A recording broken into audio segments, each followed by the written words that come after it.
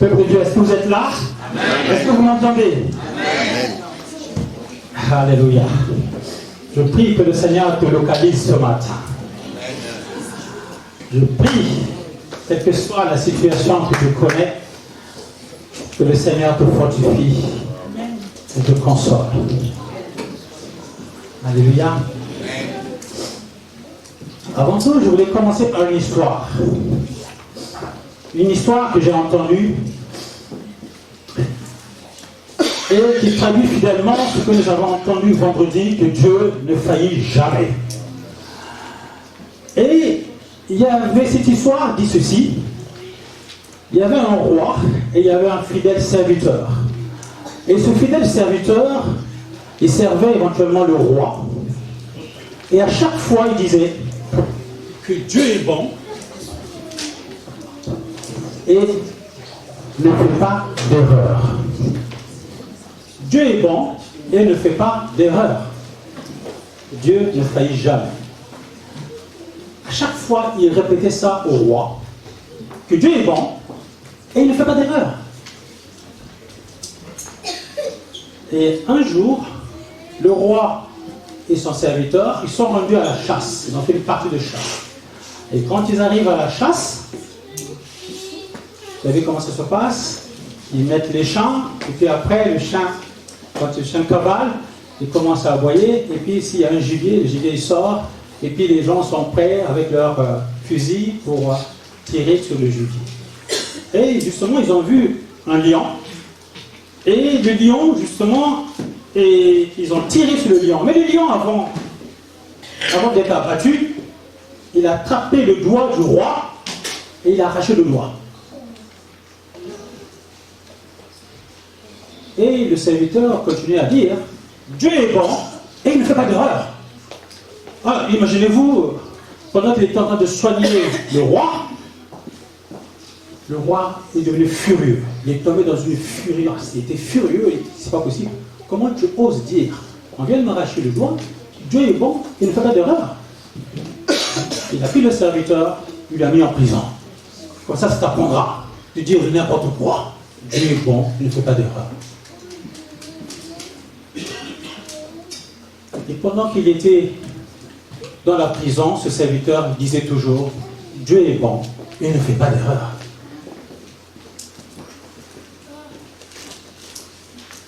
Dieu est bon et ne fait pas d'erreur.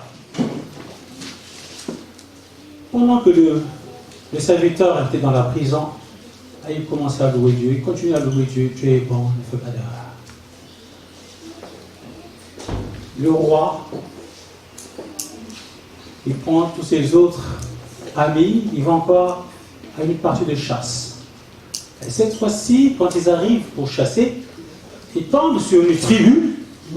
Et cette tribu, ils avaient coutume justement d'offrir un sacrifice humain. Et là, ils ont attrapé le roi. Ils ont dit: voilà, on a attrapé le roi, on va le sacrifier. Ça tombe bien, on va le sacrifier le roi. Ils ont fait une préparation du sacrifice. Et au moment où ils ont voulu sacrifier le roi, ils se sont rendus compte que le roi lui manquait un doigt. Ils ont dit: oh, c'est foutu. Perdu pour perdu, on ne peut pas le sacrifier parce qu'il lui manque un doigt.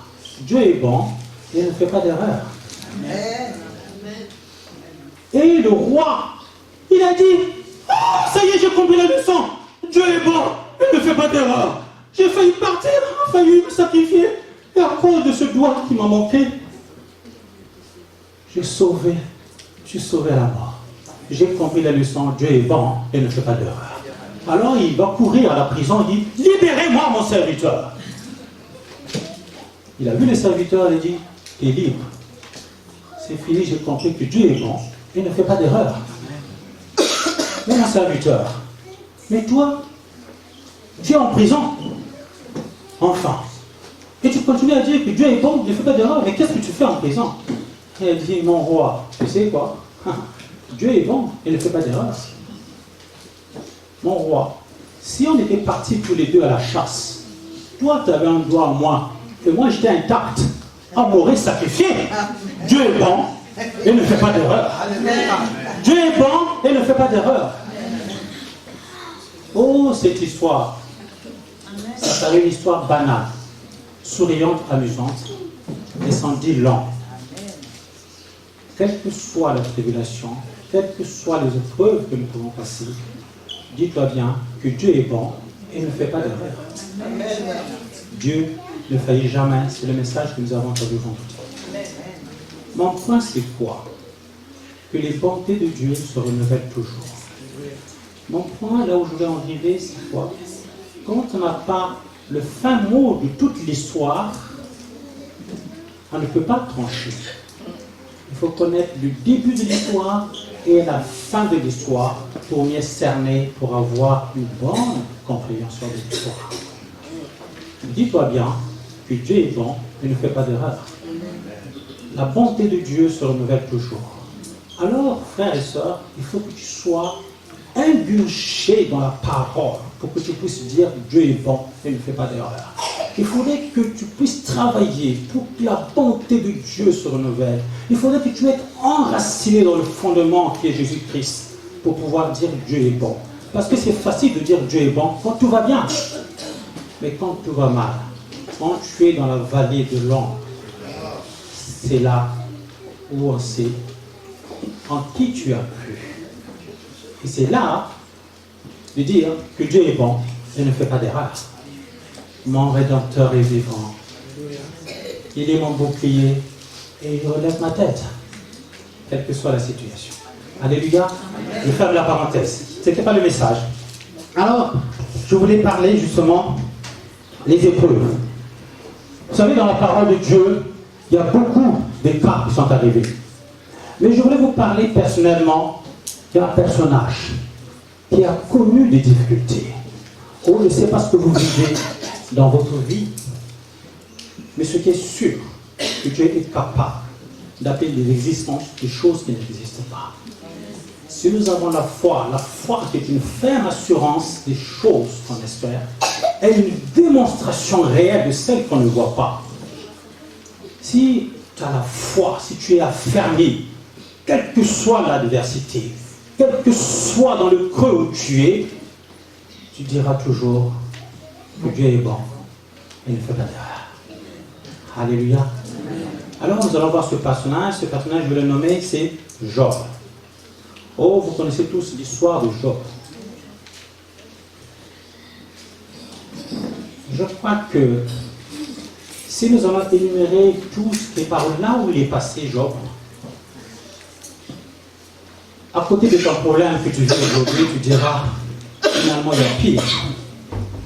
Je ne connais pas ta situation.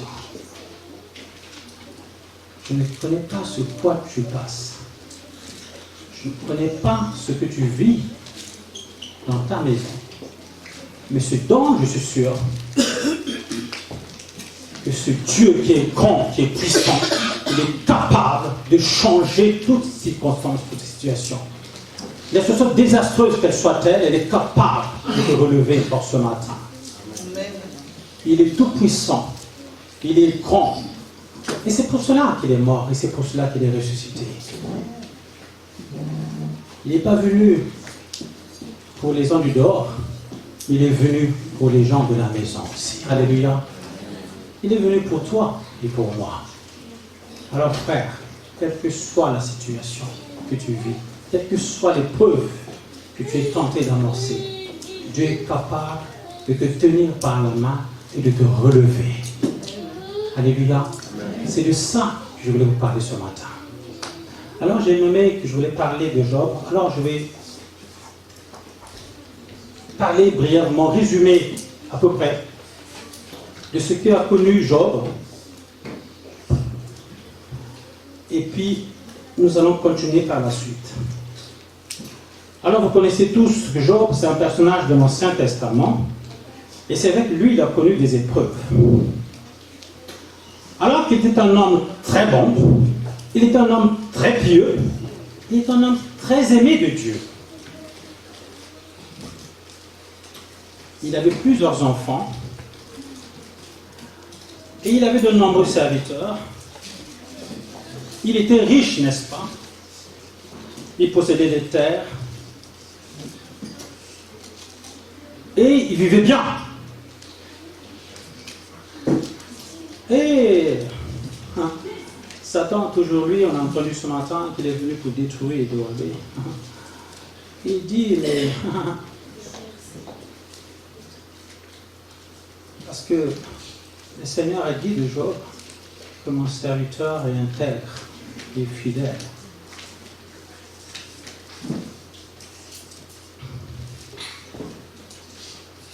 Mon serviteur, il est bon et intègre. Alors, Satan a suggéré à Dieu, il me dit, mais enlève-lui, c'est bien, et tu verras. Et tu verras s'il continue à être ferme et intègre. Il dit, ok, on va le mettre à l'épreuve. Et surtout, ne touche pas à sa personne. Et voilà que Job va connaître toute une série de malheurs. Toute une série de malheurs, alors qu'il était un bon éleveur, il était riche et tout, sage et tout. Il fut frappé par plusieurs malheurs et qu'il ne comprenait pas du tout. Alors il va perdre tout son troupeau. Il va perdre ses enfants. Il commence à souffrir. Il va être atteint d'une lèpre maligne. Au point qu'il était frappé, qu'il était usé. Et quand ses 3 amis l'ont rencontré, ils ne l'ont même pas reconnu. Et même sa femme, qui devait être une aide, sa femme lui dira, maudit Dieu et meurt. La souffrance va tout durer. Trop, c'est trop. Trop, c'est trop. Dans notre temps, on lui dirait, il y en a marre. Réunis Dieu. Et puis voilà. C'est tout.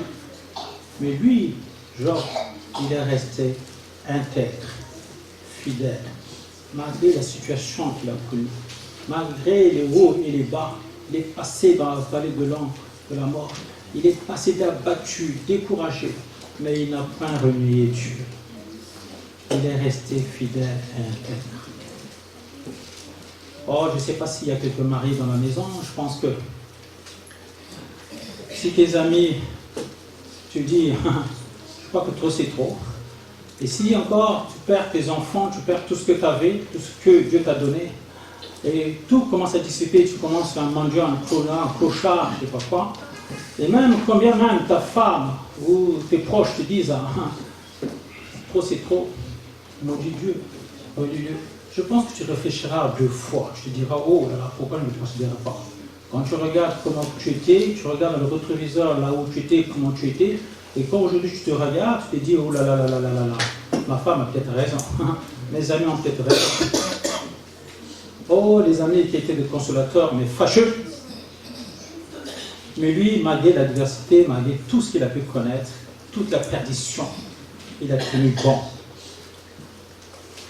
Et restait intègre. Intègre. Il n'a pas perdu la foi. Et il dira au Job 19, je sais que mon Rédempteur est vivant et il me verra. Frères et sœurs, si tu connais une situation, dis-toi bien que les épreuves ne durent pas éternellement. Mon Rédempteur est vivant et il te levera et il te relèvera de ta situation et il changera ta situation. Qu'elle soit calamiteuse, elle est capable de susciter la foi. Oh, ma prière de ce matin, que le Seigneur suscite la foi dans nos vies. Une foi qui ne faille pas. Une foi, combien même tu es abattu et que tu es contre le mur, tu ne peux pas avancer, tu ne peux plus rien faire. Tu te dis, ma vie c'est fini. Et là, il faut être sincère avec Dieu. Tu dis, Seigneur, sans toi, je ne peux rien faire. Sans toi, je ne peux rien faire. Il n'y a que toi qui peux faire quelque chose. Alors Job est arrivé au point où il n'en pouvait pas. Mais Dieu, dans son amour, il est merveilleux. Il dit son amour durera toujours. De génération en génération, hein, son amour durera toujours. Et Dieu, à la fin, Job a fait des sacrifices, des bons sacrifices, en fait, je vous en passe. Mais ce que je veux retenir, qu'à la fin, Dieu lui a rendu la fortune. Alléluia. Tout ce qu'il a perdu, il l'a retrouvé. Pourquoi? Parce que mon rédempteur est vivant. Il relève toujours. Dieu est bon. Il ne se trompe jamais. Alléluia. À la fin de fin. Oh, j'aime bien l'Ecclésiaste disant, au verset 7, au chapitre 7, verset 8, je crois, il dira, mieux vaut la fin d'une chose que son commencement. Alléluia. Oh, l'histoire est belle. Il était vraiment malheureux, il avait tout perdu. Mais Dieu, à un moment donné, à un instant T, il dit, mon fils, mon serviteur, je te tiens par la main et je te relève. Alors il lui a rendu toute la fortune. Il nous a dit quand même que Dieu lui a donné encore la bonne santé. Et tellement qu'il a donné la bonne santé, il a eu 10 beaux enfants. Et la parole de Dieu qui est c'est les beaux enfants les plus beaux du pays. Alors Job vécut une santé heureuse et il eut une belle mort. Voilà la fin de l'histoire. Qu'est-ce que je veux dire par là? Que quelle que soit la situation, Dieu ne t'abandonnera jamais. Dieu n'abandonne pas ses amis. Les amis peuvent changer du jour au jour. Et souvent, vous remarquez, quand tout va bien, vous invitez les amis, ils sont nombreux quand tout va bien. Au moment de fête, ils sont là. Mais au moment où vous avez besoin des amis, des fois, les amis vous tournent le dos. Ils disent, ça y est, je ne peux pas venir. Justement, j'ai une situation que je ne peux pas changer, je ne peux pas venir, mais je veux penser à toi.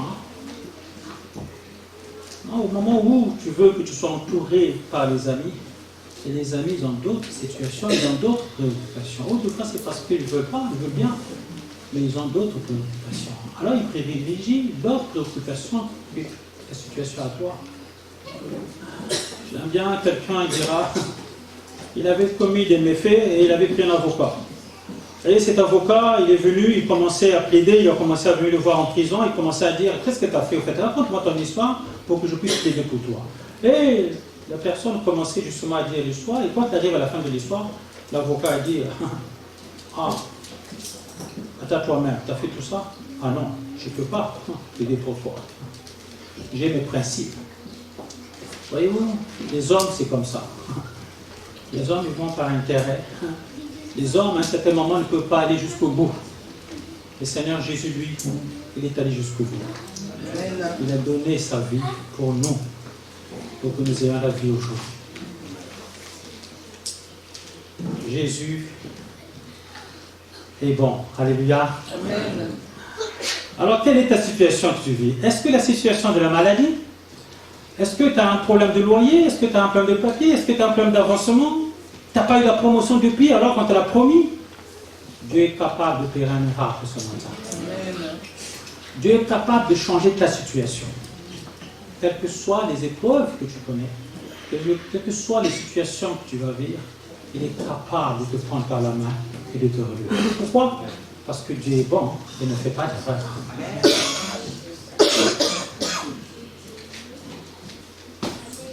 Oh, je sais que c'est difficile, des fois, quand il y a la tempête, quand les intempéries arrivent, on se dit, mais pourquoi moi?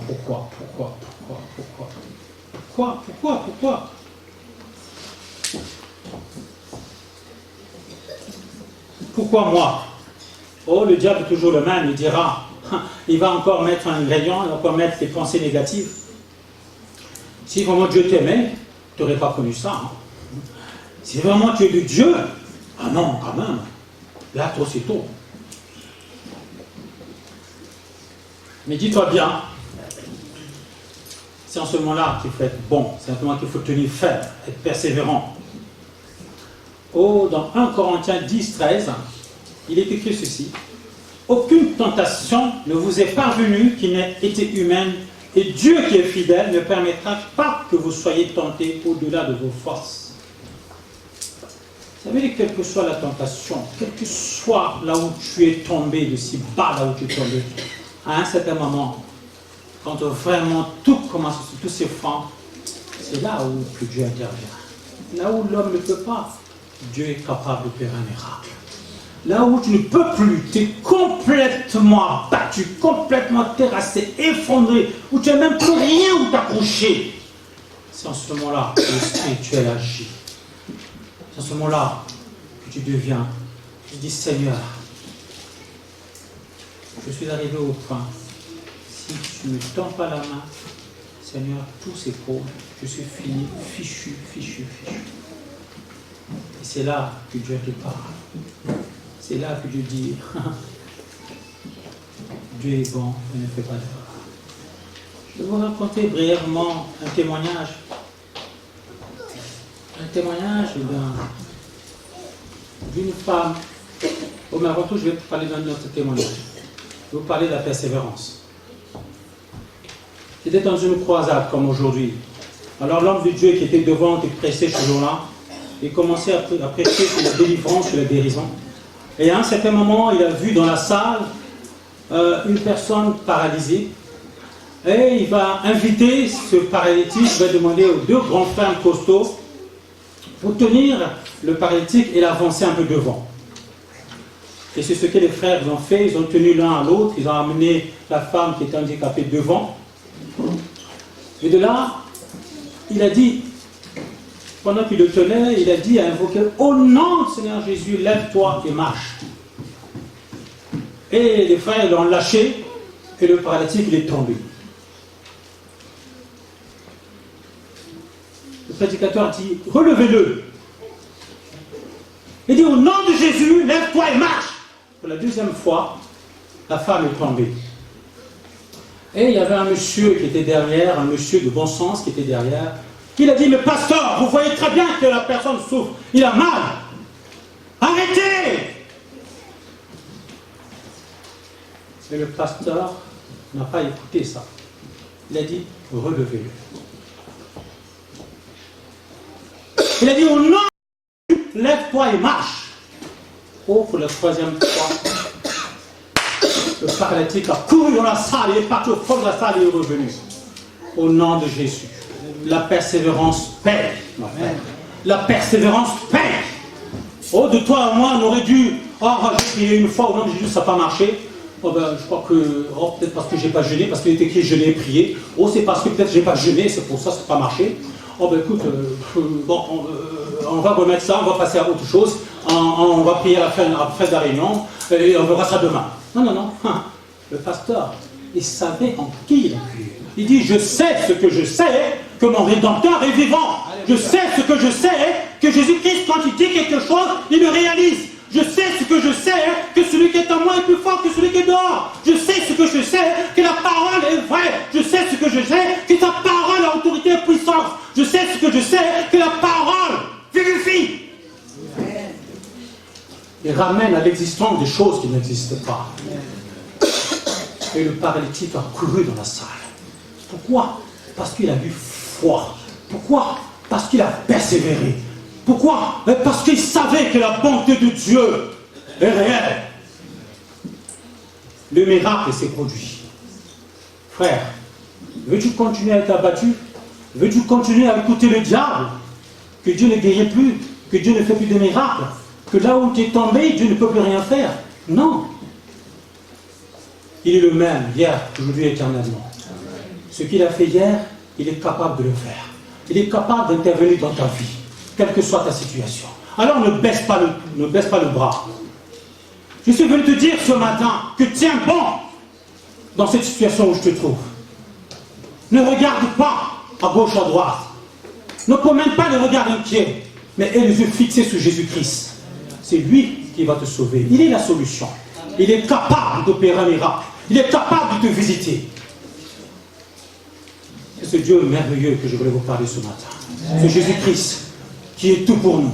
C'est Jésus-Christ qui a tout quitté, le trône de gloire, et qui est venu jusqu'à nous, pour que tu aies la vie. Oh, souvent on a dit, que la souffrance vient de Dieu, que Dieu te punit, et qu'il veut que tu passes la souffrance, et que tu verras, quand il viendra, les choses changeront. Non, c'est maintenant. Il faut croire. Il faut croire. Il a dit quelque part, ne t'ai-je pas dit que si tu crois, tu verras la gloire de Dieu? Le tout est de croire. Croire qu'il est capable de changer ta situation. Il est capable de te visiter. Il est capable de te guérir. Il est capable de t'amener le plus loin possible. Pourquoi? Parce que ses bontés se renouvellent toujours. Pourquoi? Parce que son amour dure toujours de génération en génération. Il n'a pas changé. Il n'a pas changé. Il veut de ton bien. Il veut te faire du bien. Il veut te sauver. Il veut te délivrer. Il veut te guérir. Et il veut te prendre par la main et te relever. Mon bouclier, c'est l'Éternel. Je ne manquerai de rien. Alléluia. Il est bon, il est fantastique. C'est pour ça que ce matin, avant de commencer, je disais que son nom est excellent. Nous avons un Dieu merveilleux. Nous, deux fois, nous passons à gauche, à droite. Mais lui, depuis longtemps, il est toujours là, devant notre porte. Et il frappe, et il frappe. Veux-tu ouvrir la porte pour qu'il puisse rentrer, dîner avec toi? Nous avons toujours un choix à faire. C'est un gentleman, Jésus-Christ. Il ne te force pas, il te donne la possibilité de choisir. Veux-tu choisir le bien, le mal? Veux-tu l'appeler? Veux-tu l'adorer? Veux-tu l'invoquer? Veux-tu dire, Seigneur, sans toi, je ne peux rien faire? À toute personne qui a crié à Dieu, ils ont trouvé secours. À toute personne qui a invoqué le Seigneur au moment de la détresse, il a répondu présent. Il est l'ami fidèle. Il est l'ami qui ne change pas. Il est capable de faire un miracle. Il est capable de te bénir. Il est capable de te guérir. Alléluia. Oh, on peut aller très loin. Il est arrivé souvent de dire que je vais servir le Seigneur, mais vu ma situation actuelle, je ne peux pas trop le servir. Il est arrivé deux fois de dire que vu ma situation que je vis en ce moment, je ne peux pas servir. Et du coup, il y avait un pasteur, justement, et ce pasteur, il était pauvre financièrement. Et c'est vrai que sa voiture venait de lui lâcher, il n'avait plus rien. Et un jour, le Seigneur va lui dire, va parler à mon peuple, va parler de la prospérité. Oh là là là là là là. Oh, le pasteur a frotté la main et dit, comment, Seigneur, puis-je parler de la prospérité alors que moi-même, je ne vis pas, je ne suis pas en bonne posture. Je suis pauvre, n'est-ce pas? Il me manque ceci, il me manque cela. Et les gens, qu'est-ce qu'ils diront pas? Mais la prospérité, pasteur, dont tu parles, Dieu n'a pas commencé par toi-même. Et là, il a prié. Il est retourné dans sa chambre, il a prié. Seigneur, qu'est-ce que tu veux me dire par là? Et il a compris une chose. Que Dieu ne regarde pas à ton vécu. La parole de Dieu est vraie. Elle finira toujours par se réaliser. Quelle que soit ta situation. Pourquoi? Parce que la parole de Dieu est vraie. Au commencement était la parole. La parole de Dieu est vraie. Et la parole de Dieu finit toujours par s'accomplir. La parole de Dieu n'est pas là, ah non, ben, j'attendrai quand le Seigneur commencera à me bénir, quand je commencerai à avoir une belle voiture, quand je commencerai à dire avec des beaux costumes, je serai bien, et comme ça je vais être bien présenté, bien nippé, comment on dit ça? Bien nippé, bien, comment on dit ça? Bien, et là je me mettais devant l'estrade, je venais parler au peuple de Dieu, et le peuple de Dieu va me regarder, comment je suis vêtu, dans quelle voiture je roule, et comment je suis bien, là je pourrais parler de la prospérité. Non, le Seigneur ne regarde pas notre vécu. Sa parole a autorité et puissance. Ce n'est pas ton vécu qui va arrêter la parole. Alors le pasteur a obéi. Il est allé prêcher la prospérité. Oh, vous savez que des fois, le Seigneur nous attend au tournant. Lui qui était si difficile à rejoindre au bout de moi. Alors, ce jour-là, il a donné son meilleur de lui-même. Il est parti de fond en comble. Il a parlé de la prospérité. Il a donné des versets. Il a cité des versets. Dans l'église, les gens, quand ils sont sortis, ils disent ouf, oulala, mon Dieu, quel bon message. Et tous sont partis chez eux. Et vous savez qu'est-ce qui s'est passé? Le Seigneur a béni le pasteur. Il a rendu la fortune. Il lui a dit, Seigneur, je ne savais pas que tu vas au-delà de nos attentes. Je ne sais pas que tu pouvais encore, Seigneur, me donner beaucoup de moyens pour pouvoir payer mon loyer, acheter, offrir au peuple de Dieu, des gens qui viennent me voir, qui me parlent de leurs problèmes. Je suis démuni moi-même, je ne peux même pas leur donner le quart de ce qu'ils me demandent. Mais comment veux-tu, Seigneur, le faire tant que moi-même, je suis moins que rien? Le Seigneur, désormais, le pasteur, il pouvait bénir les enfants de Dieu, parce que lui, il en a eu en retour. Et il a continué à bénir le peuple de Dieu. N'est-ce pas merveilleux? Dieu est bon, il ne fait pas d'erreur. Dieu est bon, et il ne fait pas d'erreur. Alléluia. Nous devons être obéissants. Nous devons être obéissants. Si Dieu te dit, va voir la sœur Ruth, va voir la sœur Ruth. Ne cherche pas pourquoi et Seigneur, pourquoi et comment. Donne-moi la lettre de mission. Donne-moi ce que je vais dire, par où je veux commencer, et puis que je veux aller. Non. Va voir la sœur Pauline. Je t'ai envoyé, va voir la sœur Pauline. Va voir la sœur Pauline. Obéis. Dieu est merveilleux, n'est-ce pas? Il nous connaît mieux que nous-mêmes. Nous sommes limités. Nous faisons des projets. Mais ça, je veux commencer par ici et je vais terminer par là. Mais Dieu dit, non, tu vas commencer de l'autre côté et tu vas terminer par là. Pourquoi? Parce qu'il nous connaît mieux que nous-mêmes. Parce qu'il sait tout. Et il connaît tout. Alléluia. C'est pour ça qu'il veut faire confiance à Dieu et de faire confiance aux hommes. Parce que l'homme, quand tu vas le voir dans sa sagesse humaine, il va dire, mon frère, c'est bien ce que tu me proposes comme projet, moi je trouve pas mal, hein. Bien, mais trop bien, hein. Ouais, bien. Je pense que tu peux t'engager, pas de problème. Tu prends 2, 3, 4 personnes, tout le monde te dit pareil, ils vont dire, bon, ça y est, je me lance. Et quand tu vas te lancer, tu commences bien, 1 mois, 2 mois après, tu déposes le bilan. Tu dis, mais conseil que tu m'as donné, c'était vraiment sérieux ce que tu m'avais donné comme conseil? Ah mais oui, mais c'est vrai que quand tu m'avais proposé le truc, franchement, quand j'ai regardé, ouais, je me suis dit, pourquoi pas? Pourquoi pas? Mais non, lui il s'est trompé, toi je suis trompé, lui aussi il s'est trompé. Non, la meilleure façon, c'est de dire, Seigneur, j'ai tel projet, que veux-tu que je fasse? Est-ce un bon projet? Est-ce que c'est maintenant? Est-ce qu'il faut attendre? Le Seigneur te répond. Ah, le Seigneur répond toujours. C'est nous qui sommes impatients et nous nous précipitons. Et des fois nous tombons dans un gouffre. Mais Dieu est bon et ne fait pas d'erreur.